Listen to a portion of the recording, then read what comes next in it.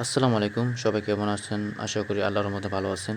গতকাল থেকে দেখতেছি যে স্ক্রিল যে আমাদেরকে $5 দিছে ওইটা উইথড্র নিয়ে। এই যে $5 আমাকে দিছে ওইটা আমরা কি করতে পারবো? আমরা মোবাইল রিচার্জ করতে পারবো। তো ওইটা কিভাবে দেখেন আমি একটু কি করেছি দেখেন এখানে 5.11 মানে ডলার একটা আমি কি করেছি। তারপরে এখানে 61 সেন্ট আমি রিচার্জ করেছি মোবাইলে। তো কিভাবে করবেন আমি দেখাচ্ছি আপনাদেরকে। তো সর্বপ্রথম আপনারা চলে যাবেন আপনাদের ক্রোম ব্রাউজারে।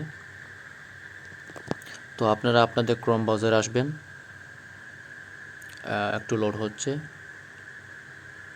এখানে আসার পরে জাস্ট আপনারা সার্চ করবেন SEA, এই যে উপরে আসছে SEAGAM, এটা সার্চ করবেন। আসার পরে আপনাদের প্রথম অপশন যেটা আছে এটা ক্লিক করবেন। ক্লিক করার পরে আপনারা এই যে দেখতেছেন এখানে সাইন ইন লেখা, সাইন ইনে ক্লিক করবেন।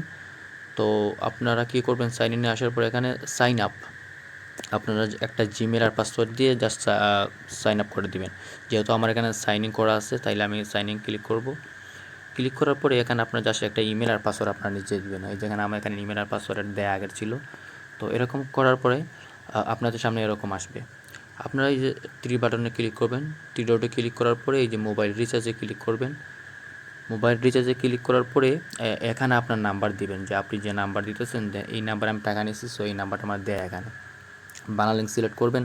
তো আমরা চাচ্ছি এখানে কি করব, টাকা নিব, মোবাইল রিচার্জ নিব। এখানে নিচের দিকে যারা মিনিট নিতে চান নিচে মিনিট আছে, সো আমি চাইবো আমি কি নিব, মোবাইল রিচার্জ নিব টাকা।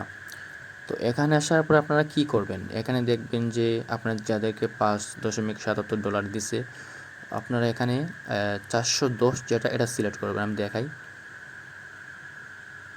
আপনারা এখানে 410 এটা সিলেক্ট করবেন। নিচের দিকে যাবেন এভাবে, যাওয়ার পরে এই দেখেন এখানে 400 আছে।